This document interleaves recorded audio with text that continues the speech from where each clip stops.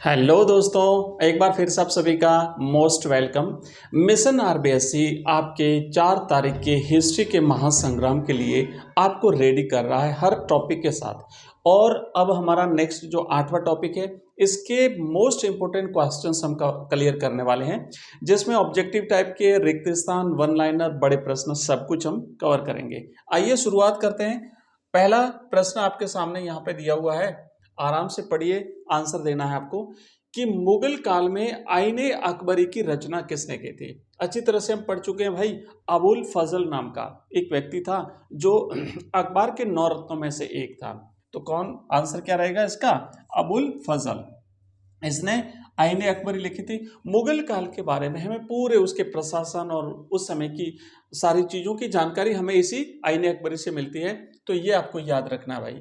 ठीक है, आगे बढ़ते हैं। नेक्स्ट क्वेश्चन देखो, अगला दूसरा प्रश्न है कि जिन्स ए कामिल से क्या तात्पर्य है। दोस्तों, जिन्स ए कामिल वो सर्वोत्तम फसलें होती थी जो नकदी फसलें कहलाती थी, और वो फसलें होती थी जिससे सरकार को, मुगल प्रशासन को सबसे ज़्यादा टैक्स मिलता था। तो इसलिए सर्वोत्तम फसलें यानी नकदी फसलें जैसे गन्ना है, इस प्रकार की फसलें जो है वो बोई जाती थी। अगला क्वेश्चन रहेगा नेक्स्ट कि वे किसान जो उसी गांव में रहते थे जहां उनकी जमीन थी वो क्या कहलाते थे। दोस्तों, वो अमीर किसान हुआ करते थे जिनके पास खुद की जमीन होती थी और वो अपने गांव में ही रहते थे, जिस पर दूसरे किसान आकर के खेती करते थे। तो ये खुद काश्त कहलाते थे, खुद। और पाई काश्त वो किसान होते थे जो दूसरे गांव में जाते थे और वो इनके यहाँ पे काम करते थे, क्योंकि उस समय टैक्स से बचने के लिए, अकाल से बचने के लिए परेशान हो जाते थे, तो ये लोग दूसरे गांव में जाकर के, और ये गरीब हुआ करते थे जो पाई काश्त होते थे, लेकिन खुद काश्त किसान अमीर होते थे, इनकी खुद की जमीन हुआ करती थी। नेक्स्ट है, मुगल काल में गांव की पंचायत के मुखिया को क्या कहा जाता था। तो पंचायत का जो मुखिया होता था वो मुकद्दम कहलाता था, मुकद्दम कहलाता था, या उसे मंडल भी कहते थे। और गांव के बुजुर्ग लोग मिलकर के इसको चुनते थे, और जो जमींदार होता था उसका समर्थन भी इसे प्राप्त होता था। नेक्स्ट क्वेश्चन है कि 17वीं सदी में कौन सी नई फसल भारत आई थी। भाई इसका विशेष ध्यान रखना, ये प्रश्न जरूर इंपॉर्टेंट है। तो 17वीं शताब्दी में जो भारत आई थी वो तंबाकू थी, है ना, तंबाकू। अगला क्वेश्चन है, मुगल काल में जमींदार की व्यक्तिगत जमीन को क्या कहा जाता था। उसको मिल्कियत कहते थे भाई, वो उसकी मिल्कियत हुआ करती थी।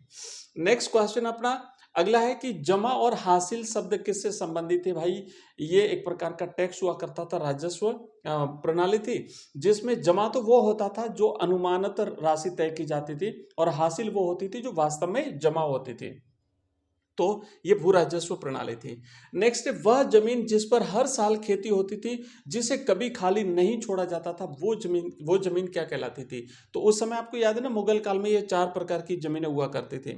हर साल जिस पर खेती होती थी उसे पोलिस कहते हैं, और बाकी जमीनें जो 1 साल के लिए पड़ती रखी जाती थी, फिर कुछ 3-4 साल के लिए, और कुछ हमेशा बंजर होती थी, वो लंबे समय के लिए पड़ती रखी जाती थी। कृषि समाज में मलेच्छ शब्द का प्रयोग किसके लिए होता था। दोस्तों, जो जंगल में रहते थे, है ना, कबीलों के रूप में, उनके लिए मलेच्छ शब्द का प्रयोग किया जाता था। नेक्स्ट प्रश्न है, मुगल काल में चांदी के सिक्के को किस नाम से जाना जाता था। तो मुगल काल में जो चांदी का सिक्का होता था उसे रुपया कहते थे। सही जवाब इसका रहेगा रुपया। अब हम करेंगे रिक्त स्थान के प्रश्न, थोड़ा फास्ट फॉरवर्ड चलेंगे जल्दी से, क्योंकि हमें टोटल टॉपिक कवर करने, जितने होंगे उतने आज, बचेंगे वो कल अपन क्लियर कर लेंगे। मुगल कृषि समाज की बुनियादी इकाई क्या थी। दोस्तों, गांव थी। अगला क्वेश्चन है, आईने अकबरी मुगल सम्राट अकबर के शासनकाल में लिखा गया था। जो किसान दूसरे गांव में ठेके पर खेती करते थे उन्हें पाई काश्त कहा जाता था। गांव की पंचायत का मुखिया मुकद्दम अपना पद तब तक बनाए रखता था जब तक उसे गांव के बुजुर्गों का विश्वास प्राप्त होता था। पंचायत का सारा खर्च गांव में एक से चलता था, तो गांव में एक साझा खजाने से चलता था। मुगल राज्य किसानों को रिक्त स्थान और गन्ने जैसी जिन्स एक कामिल फसलें उगाने के लिए प्रोत्साहित करता था। भाई कपास और गन्ना, क्योंकि इससे उनको टैक्स ज्यादा मिलता था। कृषि समाज में महिलाओं की मृत्यु दर उच्च होने के कारण समाज में शादी के लिए एक प्रथा थी देने की, उसे वधू मूल्य कहते थे। नेक्स्ट क्वेश्चन है कि भू राजस्व व्यवस्था में निर्धारित तय की गई रकम को कहा जाता था। तो जमा कहा जाता था उसे, और जो वास्तव में वसूली जाती थी उसे हासिल कहते थे। अकबर के शासनकाल में जमीन को उसकी उर्वरता के आधार पर 4 वर्गों में विभाजित किया गया था। 16वीं और 17वीं सदी में विदेशी व्यापार बढ़ाने से भारत में भारी मात्रा में भाई चांदी की धातु का प्रवाह हुआ था। तो हो गए रिक्त स्थान के। अब वन लाइनर प्रश्न 10 देख लेते हैं। आईने अकबरी किसका हिस्सा है? तो अबुल फजल द्वारा रचित अकबरनामा का तीसरा खंड आईने अकबरी है। नेक्स्ट है, रैयत या मुजारिन शब्द किसके लिए प्रयुक्त होता था? दोस्तों मुगल काल में किसानों के लिए प्रयुक्त होता था। मुगल काल में पटवारी का क्या कार्य था? वह गांव का लेखाकार होता था जो पंचायत के हिसाब किताब का रिकॉर्ड रखता था। नेक्स्ट है, मिल्कियत क्या थी? तो वह जमींदारों की विस्तृत व्यक्तिगत जमीन होती थी जिस पर मजदूर काम करते थे। नेक्स्ट है, मुगल काल में तकाबी क्या होता था? राज्य सरकार द्वारा किसानों को बीज और औजार खरीदने के लिए जो ऋण दिया जाता था वो तकाबी कहलाता था। नेक्स्ट है, मुगल साम्राज्य के आय का मुख्य आधार क्या था? तो भू राजस्व उस समय मुगल सरकार का मुख्य आय का आधार था। आमिल गुजार का क्या काम था? वह मुगल राज्य का राजस्व संग्रह करता होता था, टैक्स कलेक्टर होता था।